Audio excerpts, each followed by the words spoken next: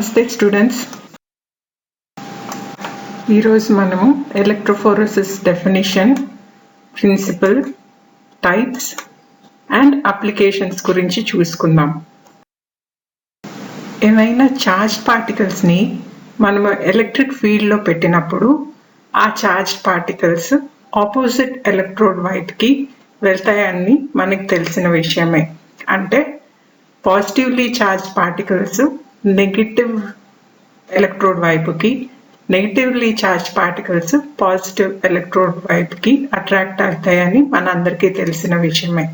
అయితే ఇక్కడ మళ్ళా జ్ఞాపకం చేసుకోవాల్సిన విషయం ఏంటంటే నెగిటివ్లీ చార్జ్ ఎలక్ట్రోడ్ని క్యాథోడ్ అని, క్యాటయాన్స్ని మాత్రం పాజిటివ్లీ చార్జ్డ్ ఉంటాయని, యానోడ్ వచ్చేసి పాజిటివ్లీ చార్జ్డ్ ఎలక్ట్రోడ్ కానీ యానయాన్స్కి మాత్రం నెగిటివ్లీ చార్జ్ ఉంటుంది అనేది మనం జ్ఞాపకం చేసుకోవాలి.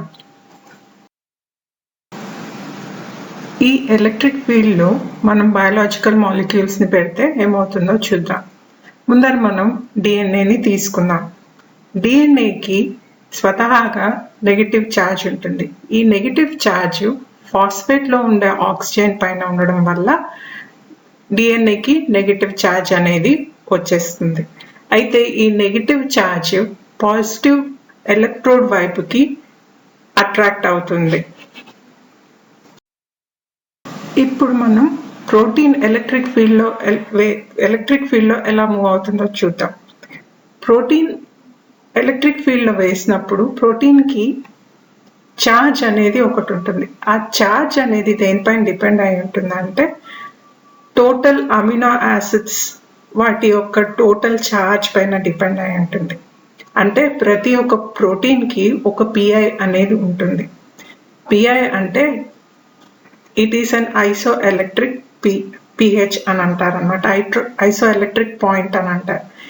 ఈ ఐసో ఎలక్ట్రిక్ పాయింట్ వద్ద ఈ ప్రోటీన్కి ఎటువంటి ఛార్జ్ అనేది ఉండదు. ఇది న్యూట్రల్ కండిషన్లో ఉంటుంది పిఐ వద్ద. అయితే ఈ ప్రోటీన్ని కనుక మనము పిఐ కంటే తక్కువ ఉండే పిహెచ్లో వేస్తే ఈ ప్రోటీన్కి పాజిటివ్ ఛార్జ్, పిఐ కంటే ఎక్కువ పిహెచ్ ఉండే ఎన్వైరన్మెంట్లో వేస్తే అప్పుడు దానికి నెగిటివ్ ఛార్జ్ అనేది వస్తుంది. ఇలా రావడం వల్ల అవి ఆపోజిట్ ఎలక్ట్రోడ్స్ వైపుకి మూవ్ అవుతాయి.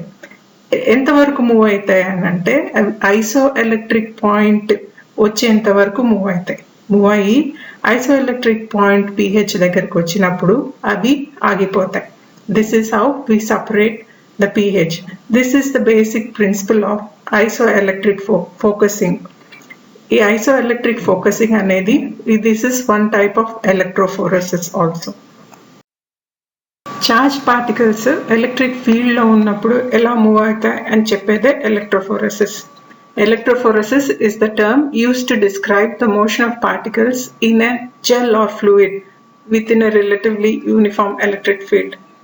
Aithe the movement of anions or negatively charged particles is called anaphoresis, whereas cataphoresis is the movement of cations or positively charged particles. దీన్ని ఫస్ట్ మాస్కో స్టేట్ యూనివర్సిటీలో రస్ అనే అతను క్లే పార్టికల్స్ వాటర్లో ఎలా migrate అవుతాయి under electric field అనే charge particle electrode వైపుకి attract అవడం అనేది దాన్ని ఎలక్ట్రోస్టాటిక్ అట్రాక్షన్ అని అంటాం. ఈ ఎలక్ట్రోస్టాటిక్ అట్రాక్షన్కి ఆపోజిట్గా ఉండే forces frictional force and electrophoretic retarding forces.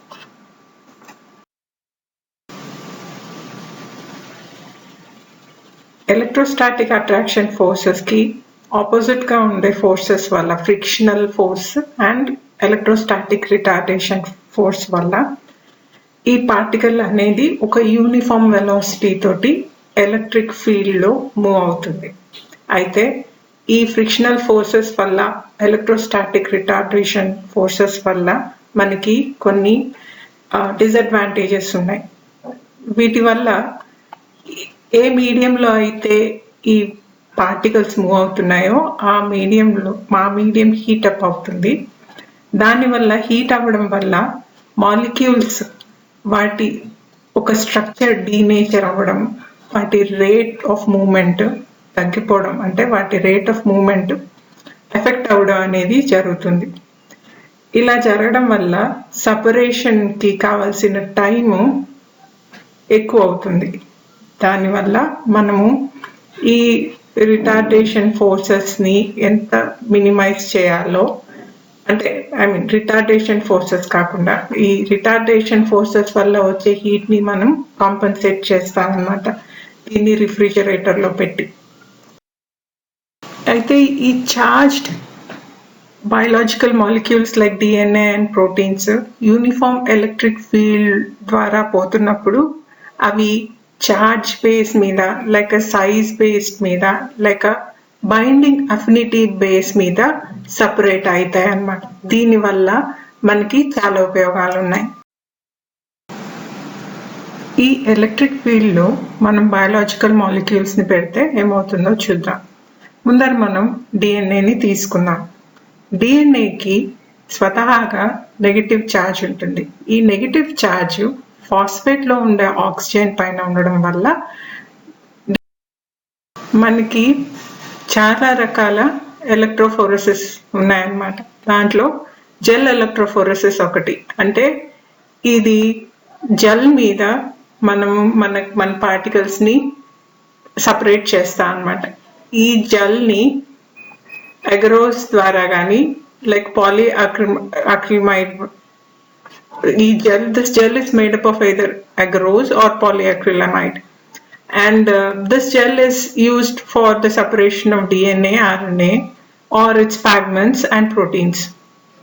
ఇదే విధంగా మనకి ఐసోఎలక్ట్రిక్ ఫోకసింగ్ అనే ఒక ఎలక్ట్రోఫోరసిస్ కూడా ఉంది. దాన్ని IEF అని కూడా అంటారు. This is based on different isoelectric points and it is performed on proteins, and it is used to separate proteins based upon its pI. The next type of electrophoresis is affinity electrophoresis. Here the particles are separated based upon the complex formation or specific interaction. There is another type of electrophoresis called capillary electrophoresis. In this, the separation is based on either the atomic radius, charge, or viscosity. It is performed in a very thin glass tube called capillary, that is 5. This is called as capillary electrophoresis. This electrophoresis has got an advantage as it gives quick results and has got very high resolution. The next type of electrophoresis is called immunoelectrophoresis, which is based on it is usually used for the separation of protein, which is based on their reaction with that of the antibodies. The next type of electrophoresis is called as electroblotting. In this particular blotting, whatever the separation has been taken in the gel is transferred onto a membrane or a paper. That's why it is called as electroblotting, as we blot ink. This usually the membrane is made up of polyvinylidene fluoride or nitrocellulose, and after blotting onto these papers are used for further analysis or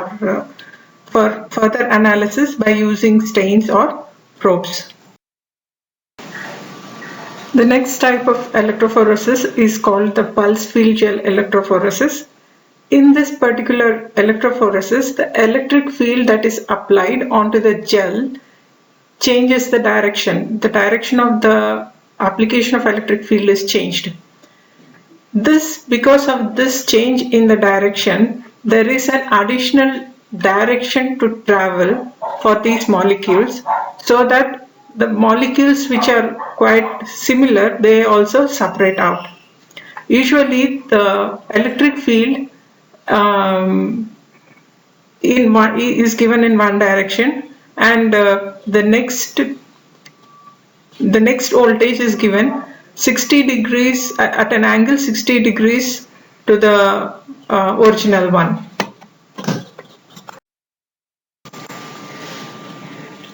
ఇప్పుడు వరకు మనం principle, definition and working of electrophoresis చూసుకుంటా వచ్చాము. ఇప్పుడు మన applications of ఎలక్ట్రోఫోరెసిస్ చూసుకుంటాము. Application of electrophoresis is widely used in the case of DNA analysis. Usually DNA ki negative charge throughout the molecule ఉండడం వల్ల ఇవి charge పైన separate అవ్వవు. It is the separation of DNA here is based on the size. So size, different fragments of DNA of different sizes can be separated out by using electrophoresis. DNA separation ki matramu we usually use a gel. This gel is made up of agarose. Hence for agarose gel electrophoresis is used for the separation, identification and analysis of different DNA samples. The next case of application of electrophoresis is immunoelectrophoresis. కొన్ని diseases like multiple sclerosis కానీ cancer కానీ వీటిల్లో ఏమవుతాయంటే కొన్ని proteins కంప్లీట్గా కొత్త proteins రావడం, abnormal proteins generate అవ్వడం బాడీలో, లేక నార్మల్ ప్రోటీన్స్లో డీనేచర్ రావడం లాంటివి జరుగుతాయి. ఇటువంటప్పుడు మనం ఇమ్యూనో ఎలక్ట్రోఫోరెసిస్ ద్వారా ఈ డిఫరెన్సెస్ ఇన్ ప్రోటీన్స్ని మనం కనుక్కోవచ్చు. The next type of applications of electrophoresis is in the case of testing antibiotics.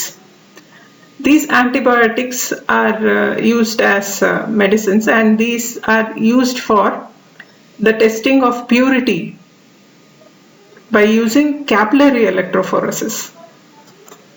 The next case of application of electrophoresis is in testing vaccines. Usually these vaccines are the ones which help the body to generate antibodies for a particular dangerous pathogen, and the electrophoresis is a usual method for detecting these antibodies. Once the vaccine is given to a particular person, whether this antibody is produced or not can be seen by using electrophoresis. So these are the ways of electrophoresis broadly. In the next class, I will be talking to you about agarose gel electrophoresis. Thank you.